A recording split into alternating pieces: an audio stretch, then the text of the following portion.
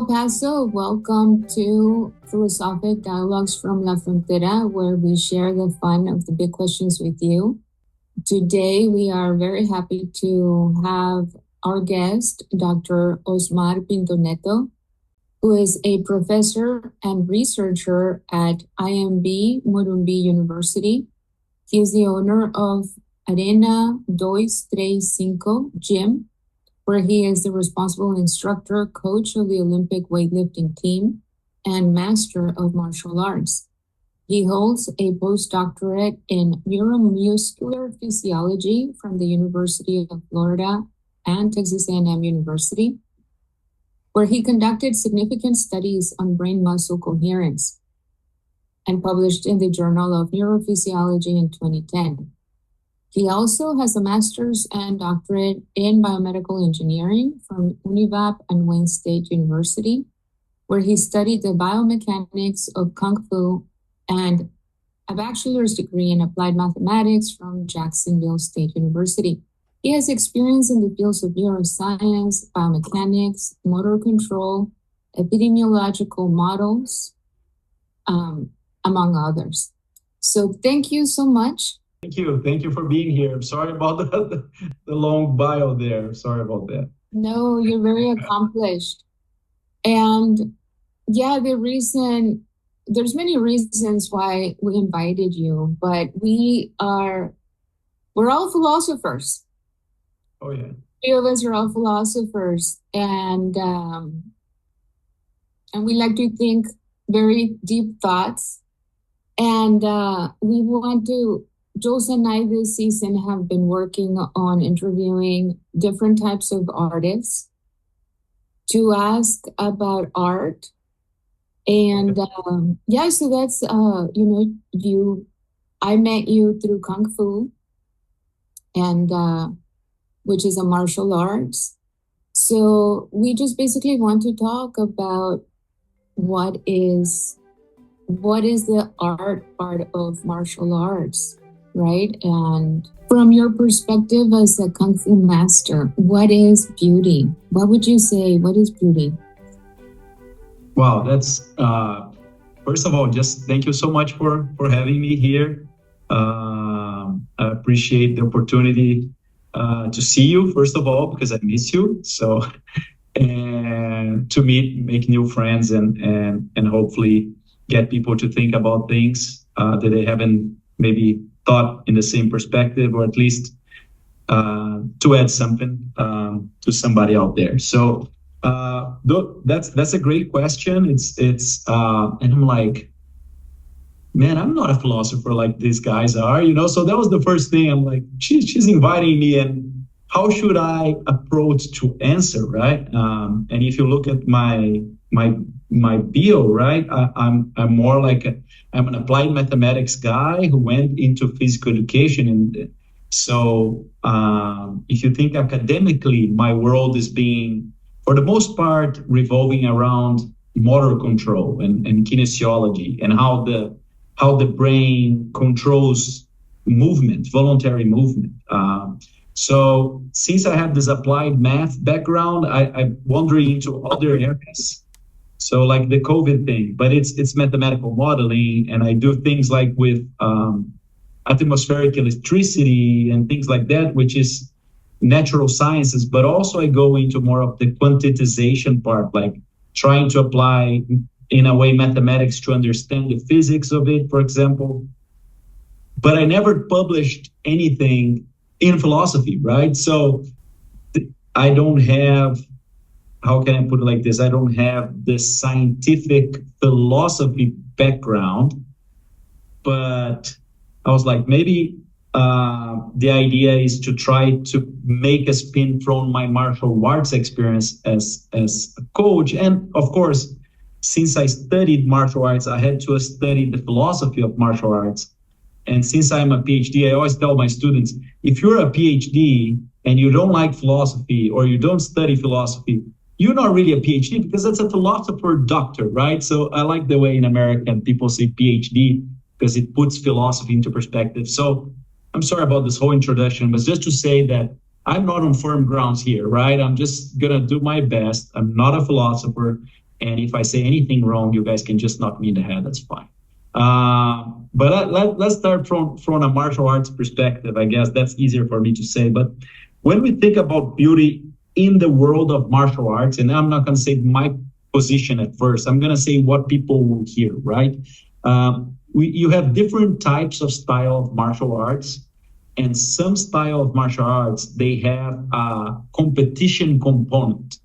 So let's put it like, for example, judo, right? If you train judo before, I think judo is a very popular martial arts. I try to most often I call judo a competitive sport, but some people call as well as martial arts. So it has a very strong martial arts root, but depending on where you go and train, there's going to be a very sporty feel to it that is not necessarily gonna not make it be martial arts, but it's going to make me more sports than martial arts. So let's say you go to a gym where the whole focus is to make somebody a national champion judo, to try to make it to the Olympic Games. Then you're going to see the life of the students that go there is very similar that if they were going to a wrestling gym, which is not considered a martial art, or if they were like a baseball player or something, right? Because it's going to be very sporty oriented. And there are a lot of martial arts that have that. So Taekwondo is a very big Olympic sport, right? So in Brazil, hardly ever you find, let's say, a Taekwondo instructor or master that says that he is an old style professor, like instructor. Most Taekwondo, I would say 99.9%, they are coaches for athletes to try to make a better athlete to go to the national tournaments and Olympic tournaments. Do I make sense so far to make this distinction? I'm sorry, you can interrupt me. Right, no, you're making sense. So when we talk about martial arts that became sport, right, you see that there's a lot of the rules of the game will condition what you need to do in order to become champion or not. And I would say that beauty is going to be linked with utility, like in some philosophy trends it is, because you're trying to make somebody win a tournament. So if it doesn't win the tournament, then it's not nice, it's not beautiful, right? So so beauty in a way is related to the rules of the game of that specific sport. And depending of the martial arts sport we're talking about, judo is most known for a type of competitive competition where you're trying to throw your opponent.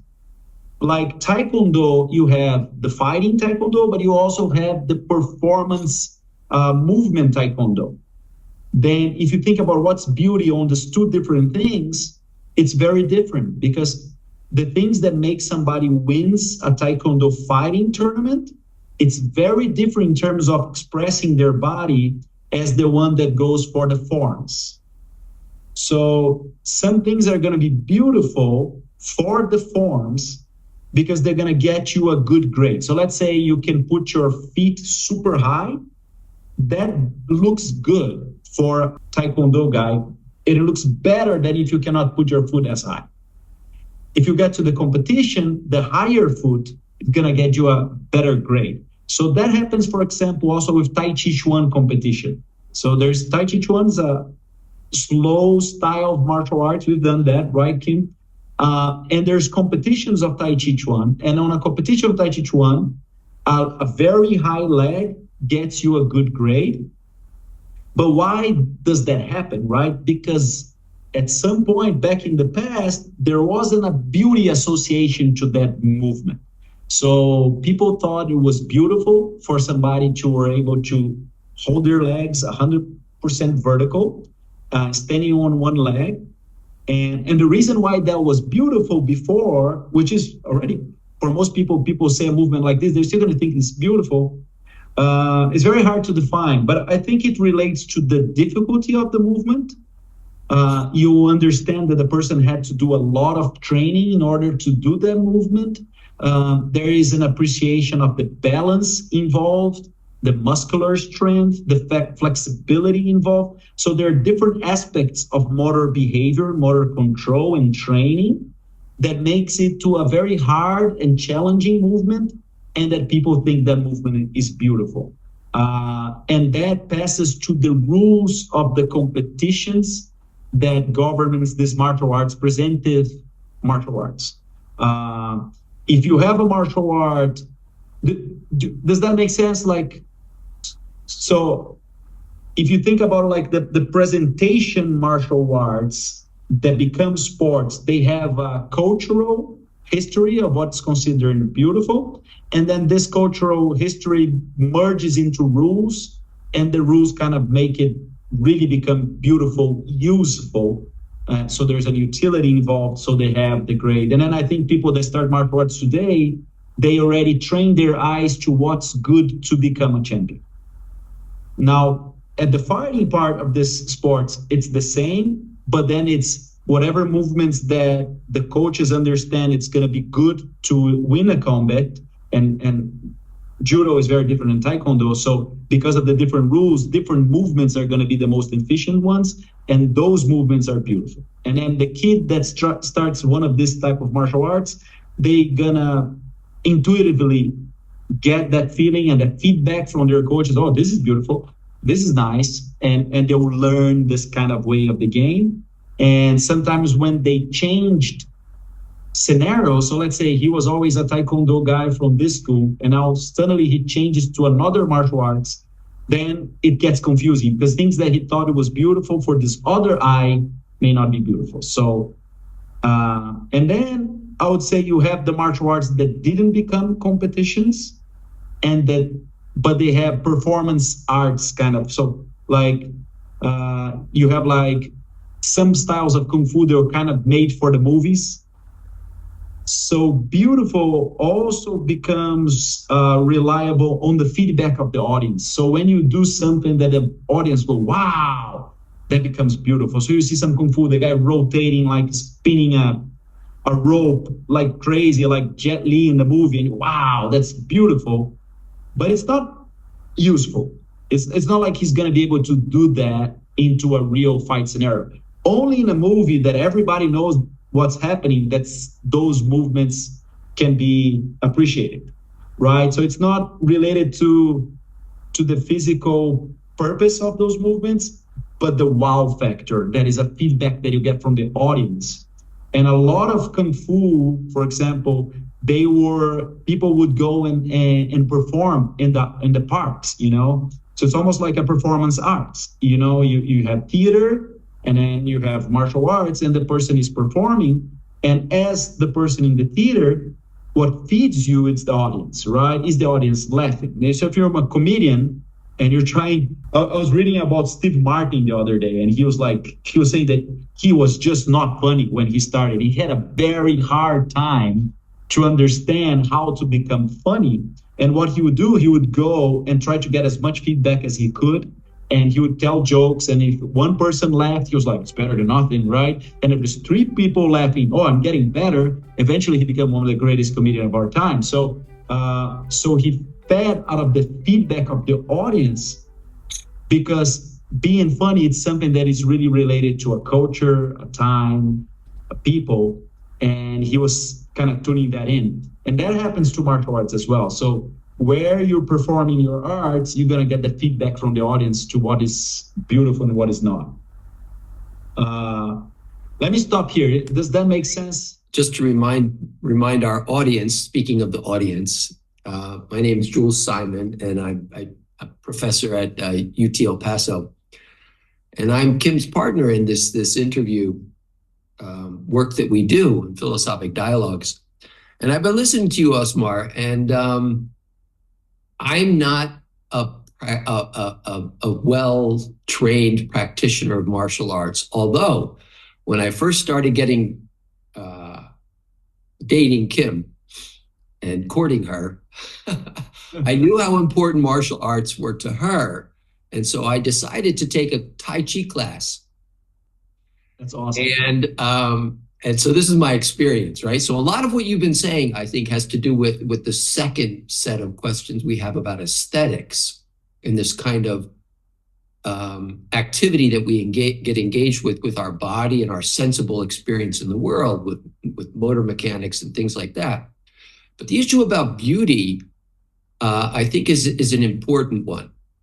And in what way is martial arts, is beauty involved in that kind of activity? And so in my practice, in that little bit of practice that I did, and I only took practice for about a half a year, right? But what I learned, I didn't have an audience, at least to begin with, but we were in a class and we had an instructor. She was from Taiwan, and she taught us these forms. And in replicating her movements and learning the forms of Tai Chi, what I learned was there are precise ways to do these movements.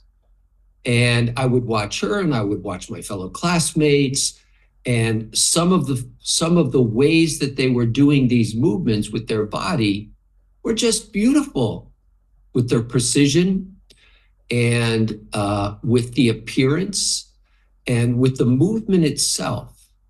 The way we went from one part of the form to the next part of the form. And then as a kind of a culmination of the class, she did take the class to a public demonstration at a festival. And then I realized the extent to which the beauty factor played a huge role, because what she did was she took some of her best students and they did this demonstration about working with fans. And the movements they went through to work with the fans was just precise and in such synchronization. There was like three or four people demonstrating the movements, the different forms. But then this is the part to get to the sport part that you were talking about, that you emphasized, right?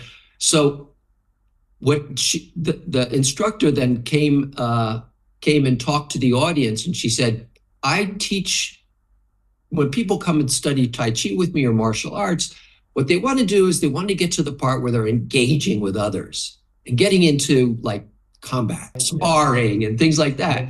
And they want to use swords. And I tell them, until they master this form with fans, they're not allowed to use swords. And then she demonstrated one student who had mastered the fans and could use swords. And what he did with the movements was just a step or two above the other students. And it was exquisite and it was beautiful. The movements that he went through were just fluid and attractive and powerful. And all that combination made for a kind of harmony and bodily rhythm that was the wow factor that you mentioned, right? Wow, that is just beautiful what this person is doing. And so I think that's where we're kind of getting to, like martial arts, there's an art to it that one has to train in order to learn. And when you get to the top of that training, right, there's a beauty to it. And I'm not sure the beauty has to do, maybe it does have to do with the engagement and the fighting and the and the sparring, but the form itself was really something that one had to master. And I embrace this with my own body, right? So the form itself is something one has to master. And there's kind of like an ideal of the form that one has to get to. And that's kind of like, I think, where the beauty enters in. Anyway, that was my experience. And does that match you as a master teacher? Does that match what you do with your students and things like that? That's what I was going to start talking about now. So it's perfect, because it's okay. So when do you have a martial arts that it's not intended to presentations or competitions, right? So what would be the other aspects of martial arts? And then of course we have self-defense, right? So Yeah. self-defense is part of it. And we know that Tai Chi, for example, the Tai Chi that we most know today comes from a family. His name was General Chang. And General Chang was the guy who wrote it down, Tai Chi, for the first time. So we have actually manuals from it. There's legends about the older style Tai Chi that comes from the Fudan Mountains, which is pretty cool, all this history of martial arts. But General Chang was the guy who wrote it down. So we can put it down that he's one of the founders of Tai Chi. And from him, it came a guy named Yang. Yang is what we see across US a lot. So most people that have seen Tai Chi, if you're watching us, you probably saw Yang Tai Chi, right? The style that Kim did with me is called Wu style. It's a third generation. So Chang, Yang, Wu. And it's interesting because the guy who learned, the first Yang guy, he had to pretend that he was a guy just cleaning and working for General Chang, that he didn't want to learn martial arts, and he would watch from the corners. And then when everybody would go away, he would train by himself, because the Chang family would only teach Chang family members. And then eventually somebody walked into the place, the farmhouse where they lived, and asked General Chen for a fight. And he stepped on in front of General Chen. It's like, for him to go, you have to go through me. And then he defeated the challenger using Chen style Tai Chi. And then the general looked at him, how do you know my style? You're not supposed to know. He's like, I've been here for 5 years learning secretly. But if you would take me as a student, I would appreciate that. And General Chen said, oh, of course you have good heart. You used it to save my life. So I'll teach you. So that's how it became the second family. Yang went back, taught everybody in his house. And then that went down to Wu. And that's how it got to me somehow.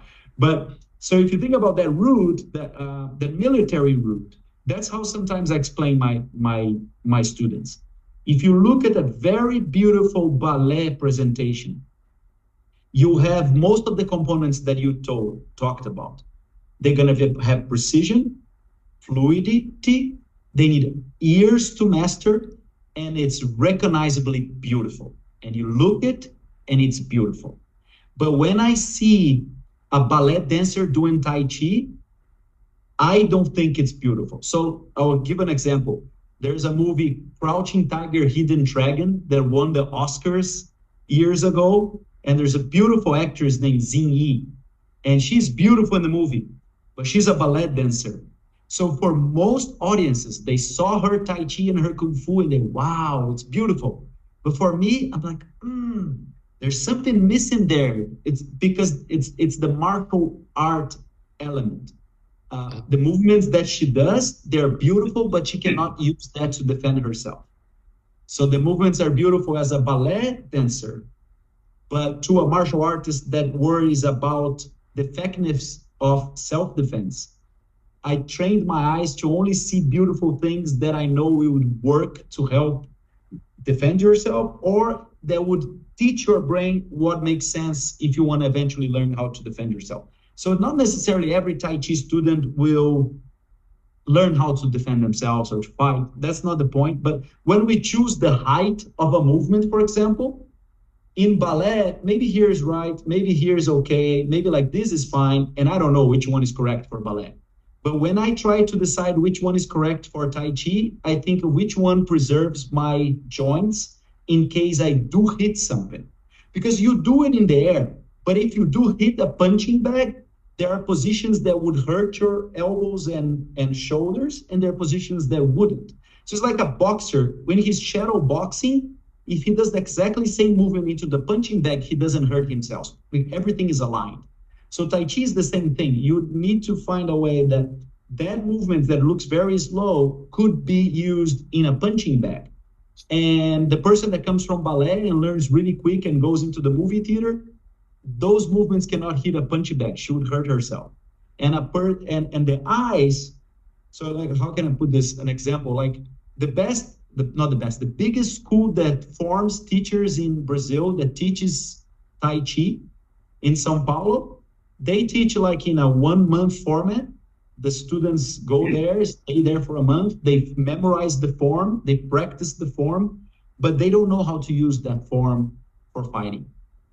So when I look at the movement, I don't think it's beautiful. But for an untrained eye, it may be beautiful because it looks very similar to a person that knows how to fight and a person that doesn't know how to fight.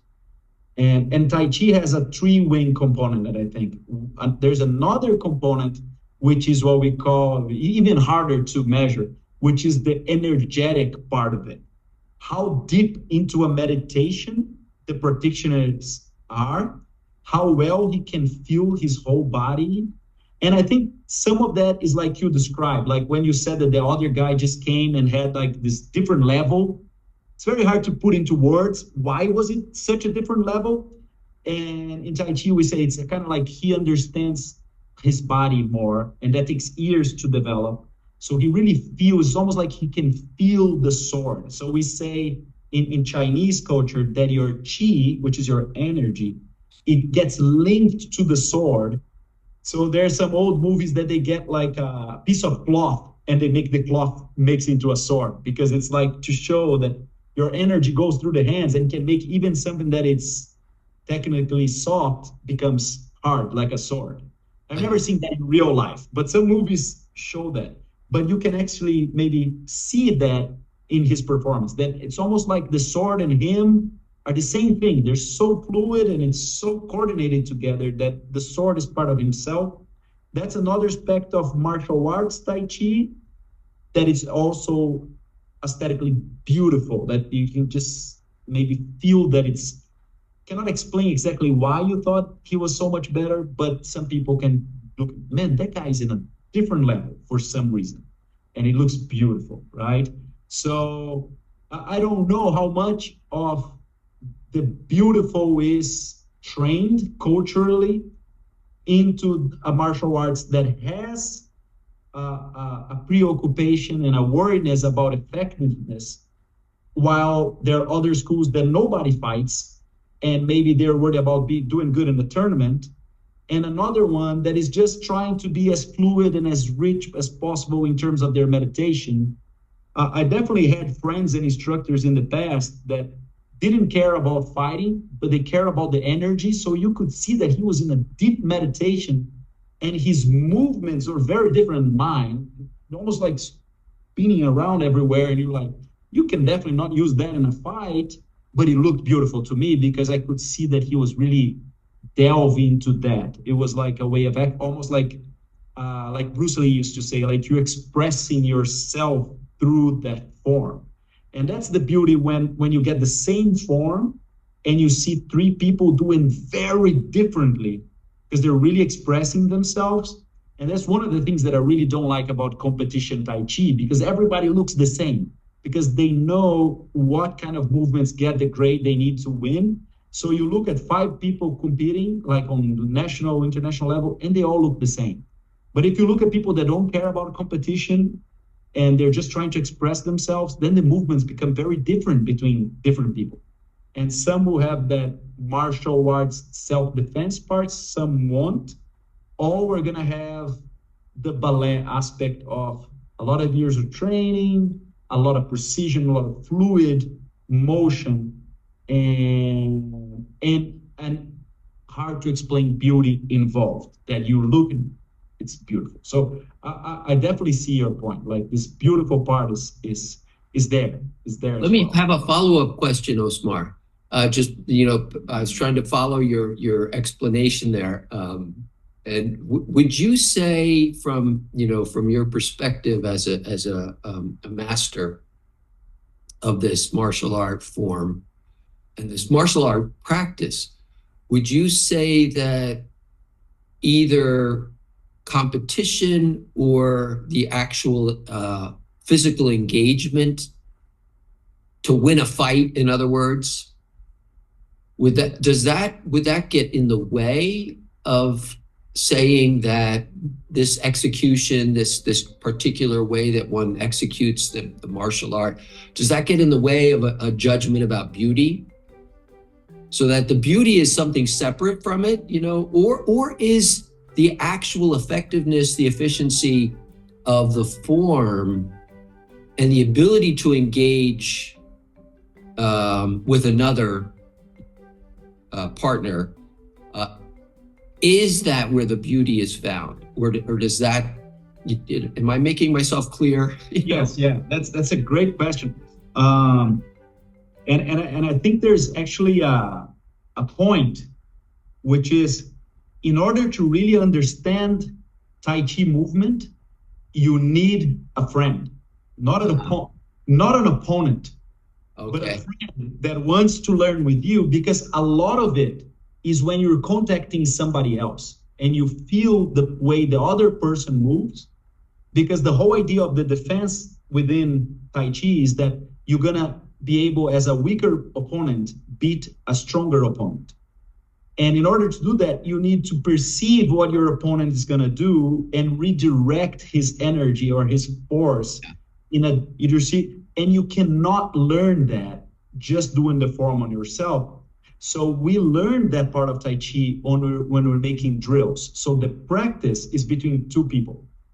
And so it doesn't have to be a fight. It doesn't have to be self-defense. It could be a friend.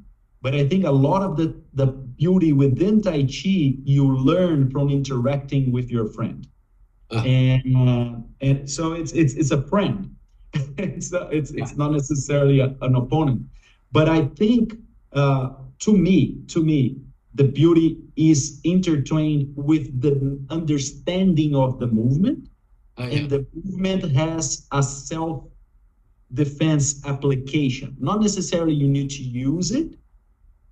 And also, if you think more philosophically in terms of the mind, I think the beauty is rooted in your principles of life. So it's like a Confucianist in China, or where you're thinking it's beautiful because it's ethically correct, it's morally correct. So if you're thinking about Tai Chi as a way of hurting somebody, then it loses the beauty at all. And I think that would also change the movement itself. So that's why it's like a self-defense kind of movement, and a way, and also a way to deflect attacks.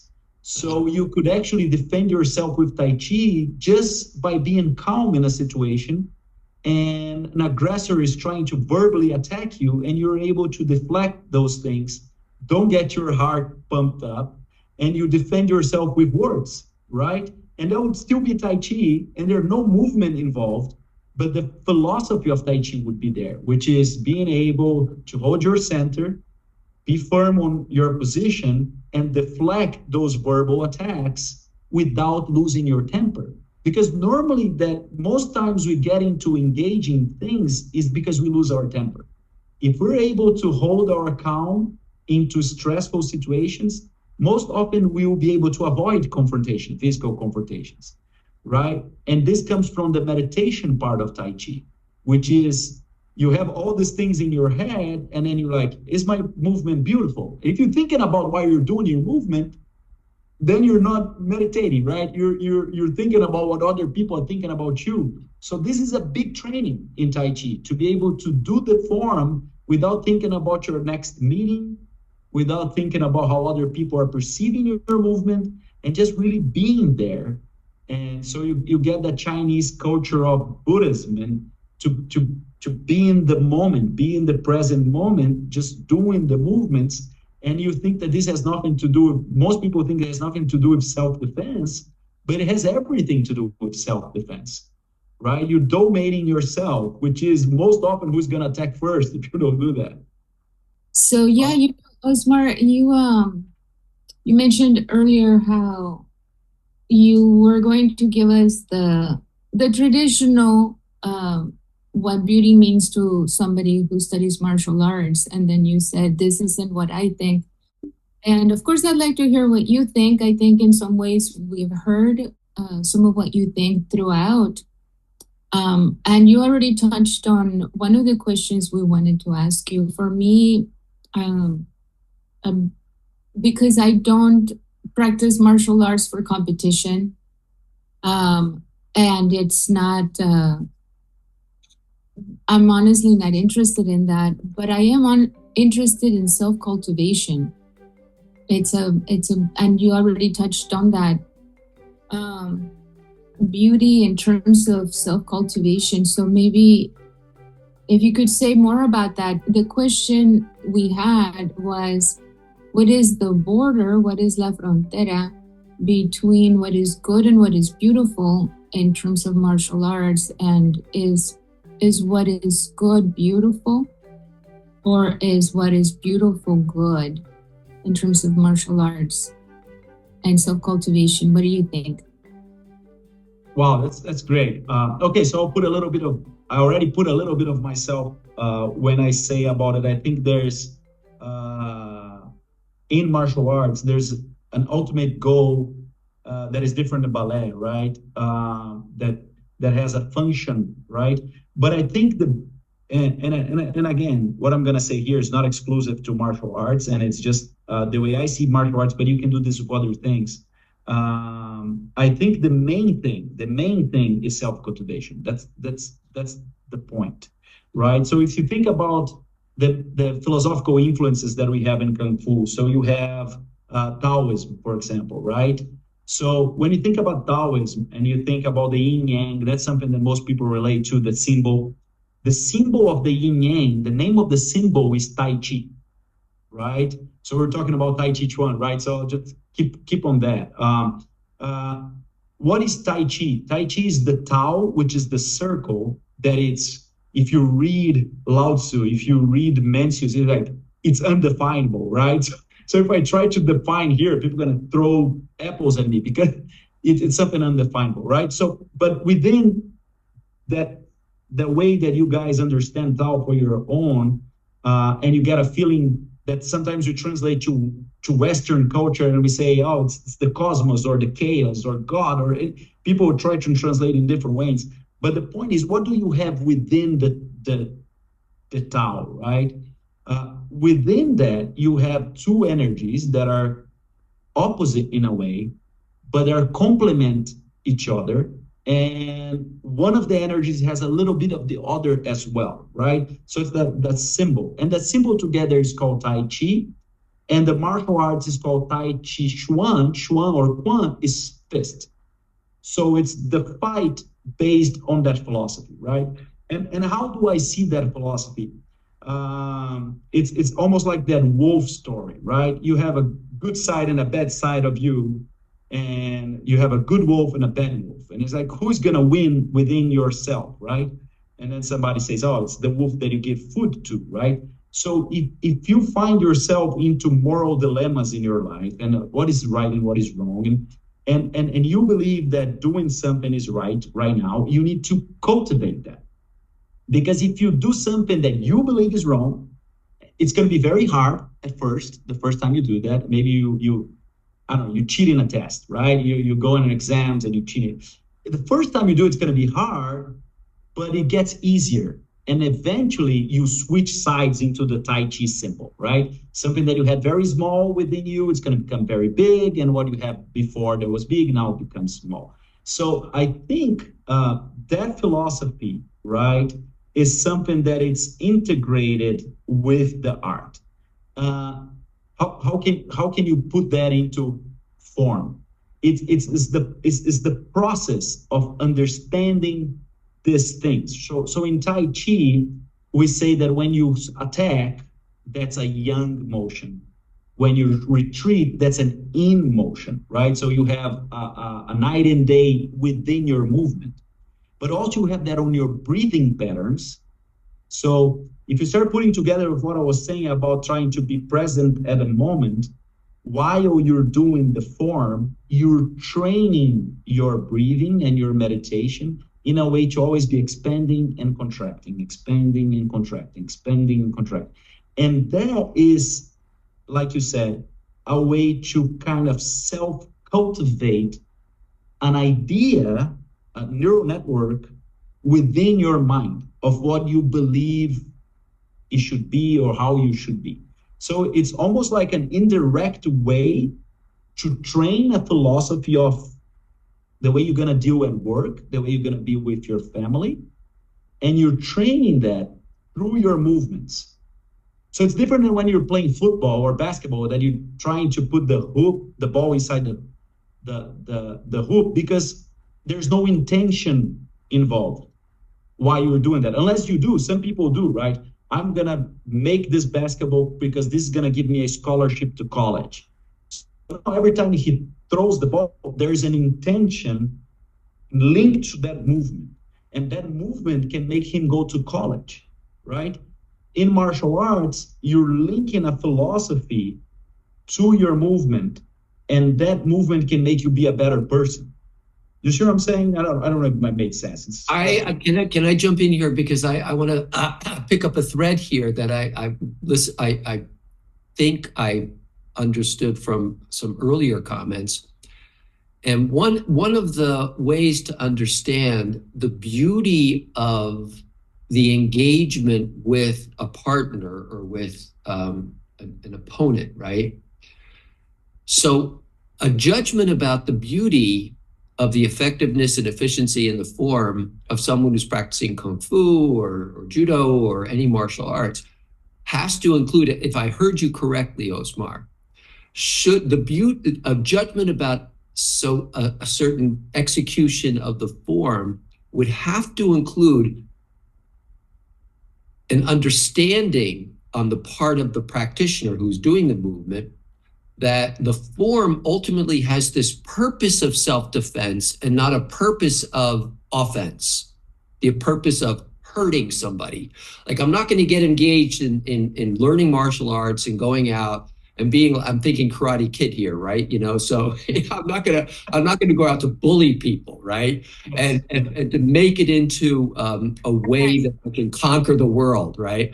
So if it doesn't include this element of deflection, of self-defense, then you can't say it's beautiful, because if it doesn't have that kind of ethical culmination, right? That's part of the engagement, part of the judgment itself, and how effective it is. And the beauty of it is it resulted in deflection. It resulted in the Tai Chi. It resulted in the harmony of the two oppositions, working out harmoniously or something like that. How did I do? That's it. And I think, like, if you go into pop culture and we look at Star Wars, for example, you have Anakin Skywalker, like the little kid growing up in the movies and becoming this beautiful man. And then he has this beautiful sword fighting technique, and he's becoming a Jedi. And then he start becoming confronted with these notions, right?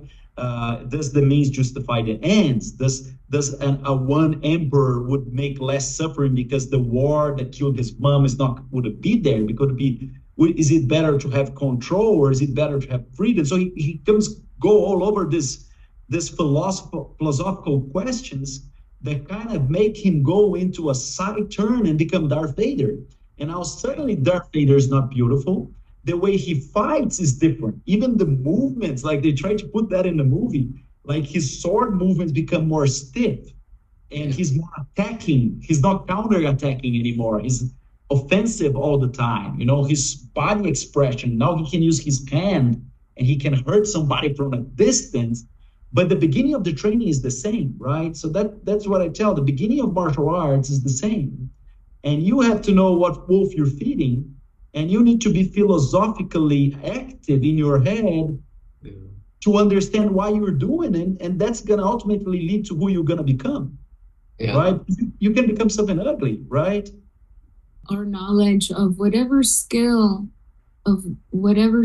cooking, math, rhetoric, right? How are we going to use whatever we're training on? And I wanted to follow up with this question. Well, I'll give you a chance to ask us a question, because we're asking you a bunch of questions. So if you have questions for us, jump in. In the meantime, though, which is all related, right? What is the connection between happiness and beauty from the perspective of a martial artist? Because, you mentioned control. There is in Darth Vader, right? He wants to have power. Well, Anakin, right? wants to have control so there's no suffering. And then, so it looks like he means well. It looks like he's seeking happiness, but then he ends up, yeah, having control and power. But he's not happy. He doesn't seem to be happy. So what went wrong there? Why? What is the connection between happiness and beauty in terms of martial arts? Those are all tough questions, right? But if you think about what we're talking, right, the yin yang, and we're trying to find a harmony, right? And how can we quantify maybe harmony in the human body, right? And you see that when people are calm, relaxed, their parasympathetic nerve is active, their heart rate goes down, their heart rate variability goes up. There's like measurable things on a person that is calm and happy, right? But if you're really stressed out and you're telling everybody, screaming to the top of your lungs that you are happy, but if I measure your heart and your sympathetic nerve is like way active, right? And your heart rate variability is going down. And those are measurable effects on humans, right? And we know now from science and studies, and we've known this forever within the martial arts and Chinese culture, that when you're stressed out, you get sick, right?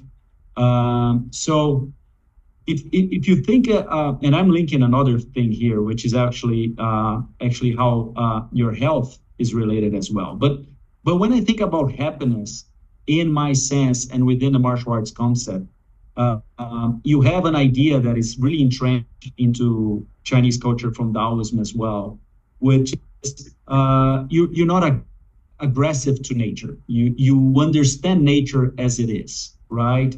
So Darth Vader example, right? We're using, suddenly he's exploding planets, right? It's now, if you think about somebody happy, you see somebody there one with the nature around them, right? So this is what kind of martial arts aspect has bring you that. So we have the idea of balance that comes from the yin yang, but you also have the idea of respecting nature as it is.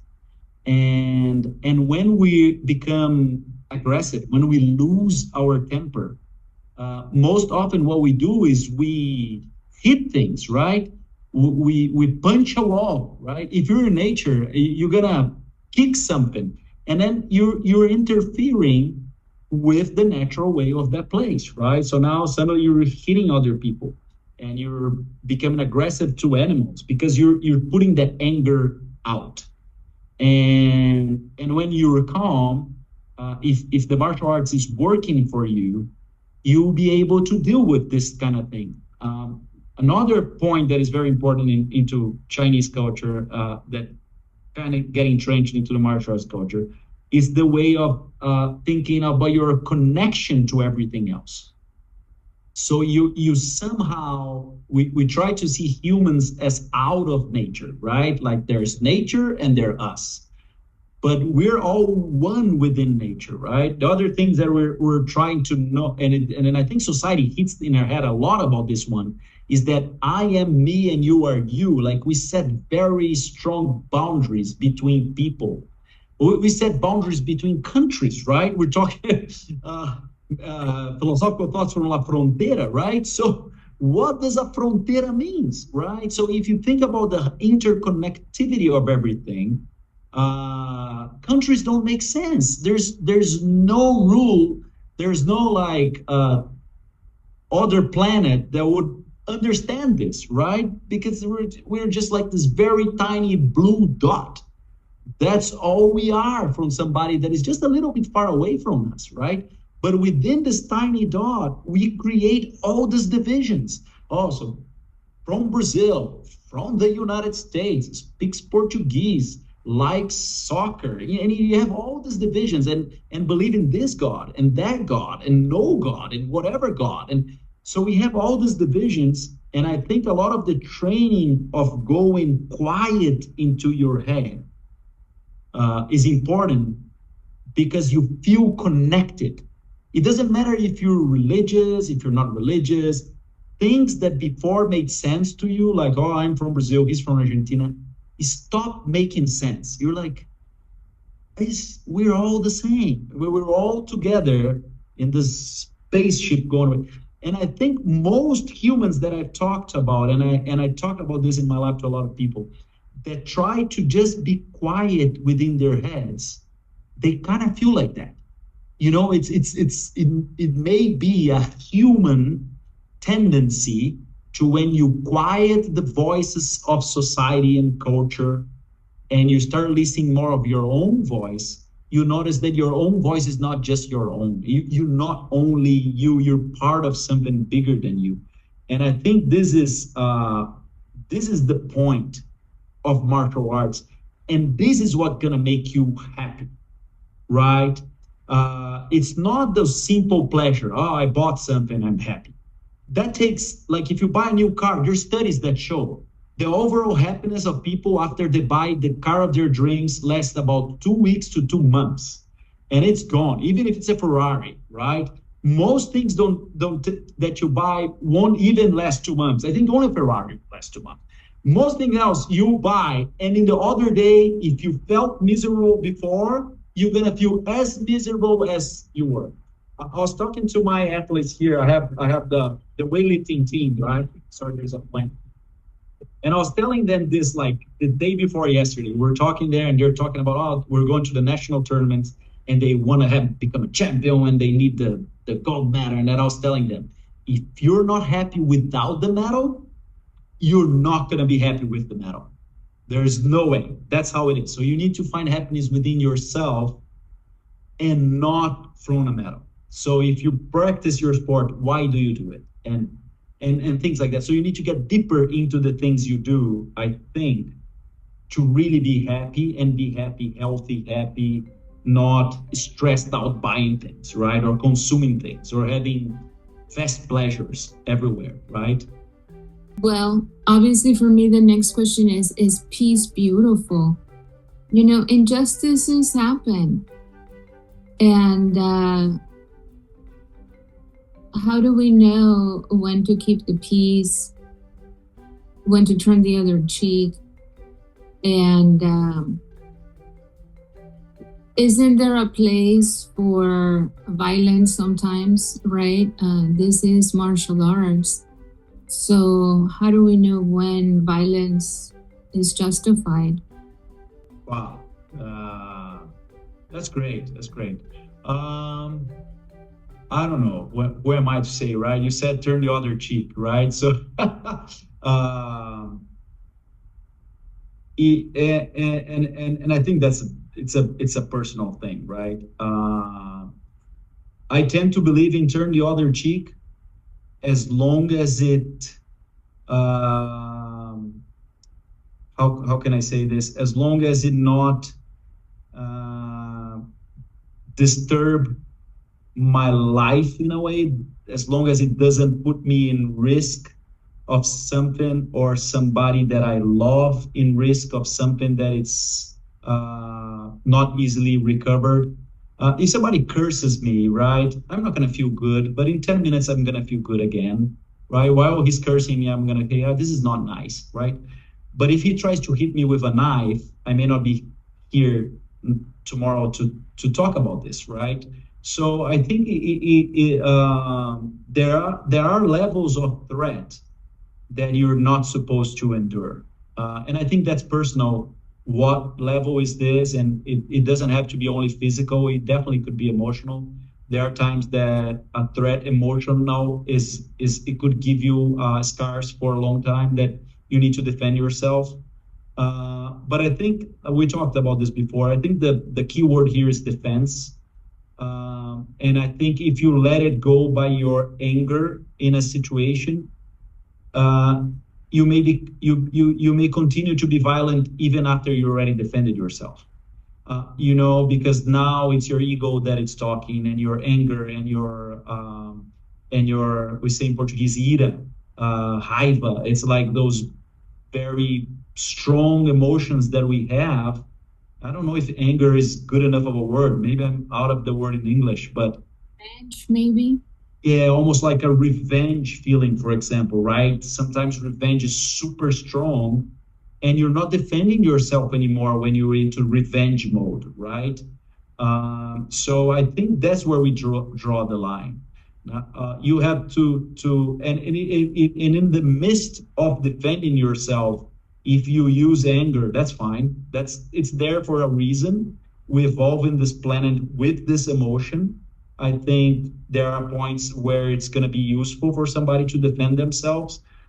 We just have to turn it off when it's over, right? If you see an opportunity to run, most often the best thing is to run, just run, but some people lose their heads and they're super angry and they had the opportunity to run, they keep hitting, they keep fighting, and if you keep fighting you're going to get hit, and if you keep on revenge, this is a cycle that is never going to end, right? So but while it happened, that for some reason you're in a position that you're being attacked, I think it's okay to use violence to defend yourself. And I think just to come back to the point I was trying to get at before, a lot of it has to do with our intentionality, right? Yes. In what way does that intention entail hurting others or striking out at others or being vengeful or, acting out of resentment or whatever, versus this, and you keep coming back to this, Omar, versus this kind of trained in practice form of acting with the best kind of self-defense, right? Yeah. The one that deflects, the one that brings things back into harmony or something like that. So there we get a peace element of it that Kim brought up, right? Yeah. And I think you said the key word in the middle that I didn't put as well as you can put, which is awesome. So thank you for that. The practice element, right? Yeah. It's not something only that you believe, but it's something that you have to practice in order to do. Because a lot of people may hear me and say, yeah, that makes sense, but how can I do that, right? The first person that called me a name, I'm going to fight him, right? I have friends like that. It's the practice element that's really important as well. It's understanding that that's what you want to do, and then you practice to be able to do it. Yeah. Yeah. So in some way, putting ourselves, not necessarily going out of our way to put ourselves in insulting situations, but we can see difficulties as opportunities to practice. Oh yeah. And when we and there's studies about that as well, that when you see stress as challenge, as an opportunity to learn, to grow, you don't get all the bad health things that comes with stress. It's when you're seeing stress as something bad that you don't deserve, and you look at yourself as a victim, that stress really hurts you. But when you see as a challenge to growth, you don't get sick. That's interesting, right? It goes with what we're talking here. When you set your mind to personal growth, sometimes stressful situations are going to help you even more, because you're going to have the opportunity to learn your resilience, to learn your patience, and to grow your patience. If there's nobody trying to get you on your nerves, how do you really know you're a patient person, right? Because you're not being tested, you're not training that. And then maybe the first person that comes and says something in a harsh tone to you, you're going to say on a harsh tone back. But if you dealt with that before in your office, in your family, at home, in your friends, and you've dealt with people that are talking really aggressive to you, and you learn to breathe and not talk in the same tone back, then you're ready for another scenario that happens, and I know how to deal with this, right? Well, I could keep talking. I could keep dialoguing. That hour went by really quick. Wow, it was quick. Yeah, I would very much like to thank our audience, our crew, for helping us with this production. Dr. Osmar Pinto Neto and my co-host Jules Simon. My name is Kim Diaz. Please join us next time.